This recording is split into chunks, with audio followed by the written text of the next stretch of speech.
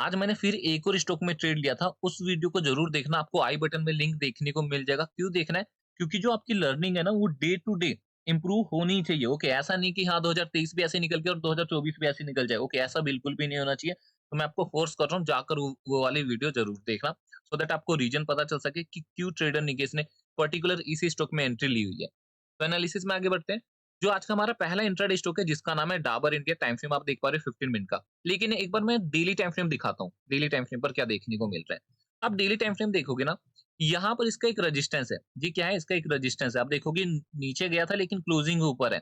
15 minute के time frame पर समझो। जी, 15 मिनट के टाइम फ्रेम पर क्या हुआ है?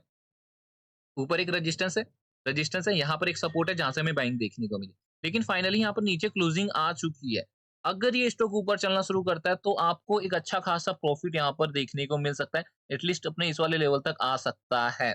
बाई कैसे करना है वो मैं आपको बता देता हूँ, हालाँकि मैंने आपको रीज़न बता दिया है। ठीक है? इवन जो मैंने आपको कल इंट्राडे स्टॉक दिए थे उसका भी रिजल्ट आपको वीडियो के एंड में बताऊँगा। डाबर कैसे बाई करना है? 552.50, जब तक कैंडल क्लोज़ नहीं होती तब तक एंट्री नहीं होगा। 555 एंड 557.50, ये दोनों हमारी टारगेट्स रहेंगी। 550 जो कि हमारा एसएल निकल कर आता है। अभी मैंने आपको क्या बोला? कैंडल क्लोज़ नहीं होता तब तक आपको एंट्री नहीं लेना है, और यही सारी चीज़ें आज की लाइव वीडियो में मैंने कवर किया हुआ है, जाकर देखिए। तो ये हो गया हमारा पहला इंट्राडे स्टॉक। अब हम चलते हैं सेकंड बेस्ट इंट्राडे स्टॉक की तरफ। सेकंड इंट्राडे स्टॉक जो कि हेल्थ सेक्टर से निकल कर आता है, स्टॉक का नाम देखोगे फोर्टिस। ओके, टाइम फ्रेम आप देख पा रहे हो डेली का, एंड ये कहीं न कहीं मुझे काफ़ी ज़्यादा अप ट्रेंड में जाता हुआ देखने को मिल रहा है। छोटे-छोटे पुल बैक ले रहा है, देन अगेन इसका जो ट्रेंड है पॉजिटिव है। 15 मिनट के टाइम फ्रेम पर समझते हैं। 15 मिनट के टाइम फ्रेम पर आप देखोगे ना, इसमें प्लान देखो, प्लान अगर फॉलो होता है देन ऑर्डर एग्जीक्यूट होगा। ओके, तभी हमारा ऑर्डर एग्जीक्यूट होने वाला है। हवे-हवे में बाय नहीं करना है, क्योंकि पैसा अंधा नहीं है, अपने पे अंधा पैसा नहीं है। ओके, एक लिमिटेड फंड है, उसी फंड में हमें अपने पैसों को ग्रो करना है। 2023 में हम नहीं कर पाए, लेकिन 2024 में हमें करना है, ठीक है? तो इंस्ट्रक्शन विजिबल करता हूँ। फोर्टिस 426 पे। कब? जब ये इस वाले लेवल पर हमें एक रीटेस्ट कैंडल देखने को मिलेगा, तभी हमें यहाँ पर बाय करना है। ऐसा नहीं कि आया और बाय कर लिया, ऐसा नहीं कि रेड कैंडल पे ही बाय कर लिया, 426 आ गया, सर ने बोला था बाय कर लेना। ऐसा नहीं होना चाहिए, नहीं तो इस कैंडल की तरह आपका हाल होगा। आपने बाय कर लिया 426 आते, एंड स्टॉक कहाँ तक चला गया? 422-21 तक चला गया, ठीक है? तो इससे आपको बच के रहना है। जब तक एक ग्रीन कैंडल, जब तक आपको एक रिजेक्शन कैंडल या फिर रिवर्सल पैटर्न देखने को नहीं मिलता, तब तक आपको एंट्री नहीं लेनी है। अगर मुझे कुछ देखने को मिलता है, देन मैं आपको अपडेट कर दूँगा इन टेलीग्राम, तो वो ज़रूर जॉइन हो जाना। 426 के ऊपर बाय करना है, 429 एंड 432, ये दोनों हमारे टारगेट्स रहेंगे, एंड 423 जो कि हमारा एसएल निकल कर आता है। अब हम चलते हैं तीसरे इंट्राडे स्टॉक की तरफ। जिंदल स्टील हमारा तीसरा इंट्राडे स्टॉक रहने वाला है। टाइम फ्रेम आप देख पाओगे डेली का। अभी जिंदल स्टॉक में अपना प्लान क्या रहने वाला है? आप यहाँ पर देखोगे ना, एक रेजिस्टेंस है जिसने सपोर्ट की तरह एक्ट किया, अच्छी खासी बाइंग दिखाई। लेकिन अब ये धीरे-धीरे, ऐसा तो नहीं कि डबल टॉप पैटर्न फॉर्म हो रहा है एंड अगेन इस वाले लेवल पर आ जाए। चलो 15 मिनट के टाइम फ्रेम पर समझते हैं। अभी मे बी ये डबल टॉप पैटर्न फॉर्म करके नीचे आ जाए, लेकिन अपने को उससे क्या फ़र्क पड़ता है? मान के चलो अगर स्टॉक ऊपर जा रहा है, फिर ऐसे नीचे जाएगा तो क्या फ़र्क पड़ेगा? नहीं, हम इंट्राडे ट्रेडर हैं, हमें छोटे-छोटे मूव कैप्चर करने होते हैं, ऊपर जाए, नीचे जाए, ठीक है? डेली टाइम फ्रेम पर भले ही नीचे जा रहा है, कोई बात नहीं, कोई दिक्कत नहीं है। जिंदल स्टील 15 मिनट के टाइम फ्रेम पर समझो क्या प्लान रहने वाला है। आप देखोगे ना, जो ये हमें पीडीसी का मतलब समझ रहे हो ना? Previous day closing, PDC previous day closing क्या है? ऊपर है जो कि 742 के आसपास निकल कर आ रहा है, एंड गैप डाउन ओपन होता है कहाँ पे? 734। ऑलमोस्ट 8 टू 10 पॉइंट्स इसने गैप डाउन ओपनिंग दिखाई है। लेकिन गैप डाउन ओपनिंग होने के बावजूद क्या स्टॉक आपको नीचे जाता हुआ देखने को मिल रहा है क्या? स्टॉक आ रहा है ऊपर, रीटेस्ट कर रहा है। ओके, रीटेस्ट या फिर आप समझ लो यहाँ पर बायर्स ट्राई कर रहे हैं। ऐसा माना जाता है ना कि अगर ये यहाँ पर साइडवेज हो रहा है, मतलब बायर्स यहाँ पर क्या कर रहे हैं? एक्टिवेट होने की कोशिश कर रहे हैं। जैसे ही ये वाला लेवल निकलेगा, हमें एक बाइंग देखने को मिलेगी। ऐसा माना जाता है ना, अगर आप मार्केट में 6 महीने से ज़्यादा होंगे ना तो आपको पता होगा। ओके, तो ये था इस ट्रेड के पीछे का रीज़न। मैं यहाँ पर इंस्ट्रक्शन विजिबल कर देता हूँ कि क्या प्लान रहने वाला है। अगेन 735, 735 का लेवल जैसे निकलता है, आप अपनी बाइंग साइड पोजीशन बना के चल सकते हो। एंड अगेन जैसे ही निकलने का मेरा मतलब है क्लोजिंग होना चाहिए। ओके, हर बार मैं आपको क्लोजिंग के लिए नहीं बोलता हूँ, लेकिन कुछ केस होते हैं जहाँ पर मुझे बोलना पड़ता है, क्योंकि कुछ चीजें हमें वहां पर देखनी पड़ती है। ओके, दिखता भी है चार्ट पे कि हाँ, जब तक क्लोजिंग नहीं आएगी तब तक मोमेंटम देखने को नहीं मिलेगा। सेलिंग के केस में क्या होता है कि जो सेलिंग जब आती है ना, तो शार्प निकल जाता है। जैसे ये वाला कैंडल देखो कितना बड़ा है, ये वाला कैंडल देखो कितना बड़ा है। लेकिन क्या यहाँ पर सिर्फ इतने चार्ट में आपको एक बड़ी सी ग्रीन कैंडल देखने को मिल रही है क्या? सिर्फ इसको अवॉइड करके, क्योंकि ये क्या है, मैं आपको चार्ट थोड़ा सा और इस तरह मतलब यहाँ पे लाके दिखाता हूँ। ये क्या है? ये एक ट्रैप है, तभी तो इतनी बड़ी ग्रीन कैंडल बनी है। अभी इतनी बड़ी ग्रीन कैंडल बन गई, इसके ऊपर आप सभी को इनवाइट कर दिया, मार्केट कहाँ पे है? नीचे। ऐसा ही तो हो रहा है ना, देखो ना, देखो।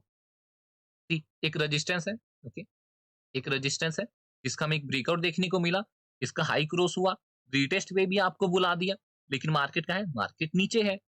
समझ आ रहा है? पता नहीं देखो यार आपको समझ आ रहा है कि नहीं, आप रेगुलर वीडियो देखते हो कि नहीं देखते या फिर इंस्ट्रक्शन देखते हो? अगर इंस्ट्रक्शन देख रहे हो, तो कल भी आप लॉस करोगे, ओके, कल भी आप लॉस करोगे, लिख के ले लो।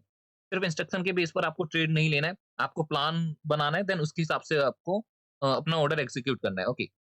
क्लोजिंग आती है 735 के ऊपर बाय करना है, 738 एंड 741 ये दोनों आपके टारगेट्स निकल कर आते हैं, जो कि ये वाला लेवल गैप फिल कर सकता है एंड ये वाला लेवल जो कि रेजिस्टेंस निकल कर आता है, ठीक है?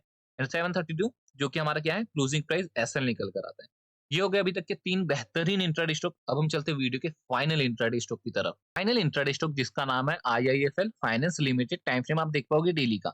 अभी ना मैं आपको डेली टाइम फ्रेम पर इसकी एनालिसिस विजिबल करके दिखाता हूँ।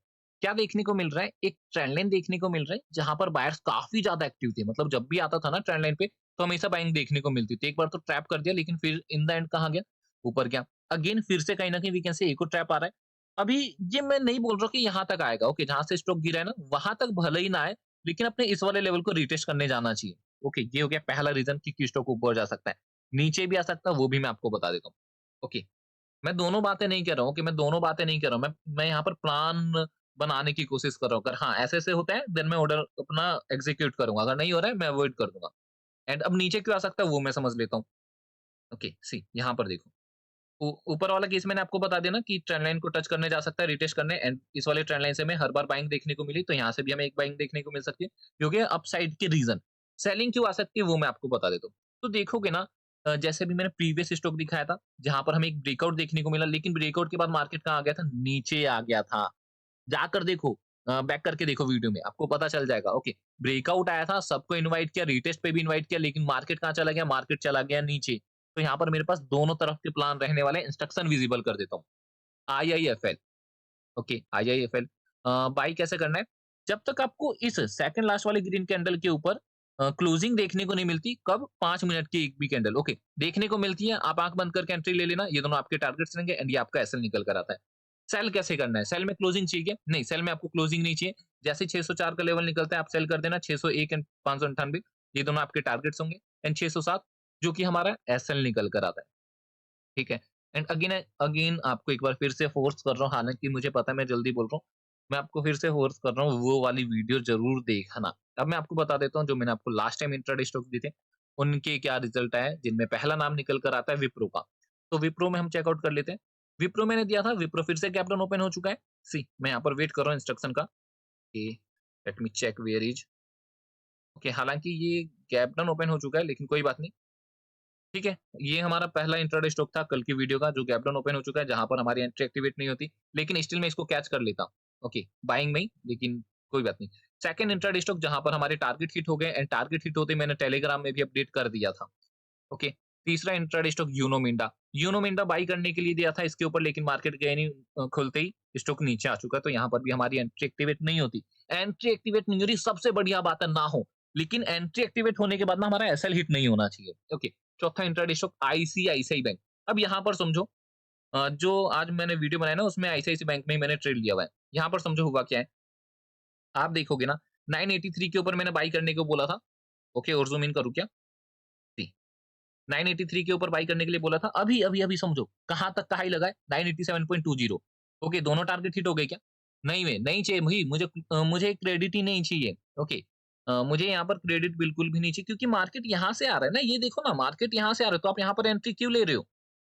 मैं तो पिछले ना जाने कितने महीनों से बोलता हूँ कि अगर कोई सा भी स्टॉक आपकी एंट्री भले यहाँ पर है, लेकिन वो बॉटम से आ रहा है, तो आपको उस केस में एंट्री लेने की ज़रूरत नहीं है। क्योंकि अगर कोई ट्रेडर यहाँ कहीं बाय कर रहा है, जैसे मैंने यहाँ पर बाय किया हुआ है, मैंने यहाँ पर सेल कर दिया, सेलिंग भी आई है, वो तो ठीक है, कोई बात नहीं। ये थोड़ा-सा और ऊपर चला गया, या फिर आप कह सकते हो आफ्टर प्रॉफिट बुकिंग, यहाँ पर अगर जिस किसी ट्रेडर ने भी, जैसे मैंने भी बाय किया, प्रॉफिट बुक करने के बाद ये क्या हो चुका है? साइडवेज हो चुका है। अगर ध्यान से देखोगे तो, और नहीं दिख रहा तो बात ही अलग है। ओके, मैं आपको कोई डोज़ वगैरह नहीं दे रहा हूँ, बस ये थोड़ा-सा समझा रहा हूँ। आई होप आप सभी को एनालिसिस पसंद आ रही होगी। If yes, so please video को ज़रूर लाइक कर देना एंड एंजल वन में अकाउंट खुलवा लो, इसके कई सारे बेनिफिट आपको देखने को मिल जाएँगे। पिन कमेंट कर रखा है मैंने, उसको रीड कर लेना है एंड अकाउंट ओपन करने नहीं आता है, तो इस वीडियो के ऊपर आप क्लिक करके अकाउंट ओपन कर सकते हो।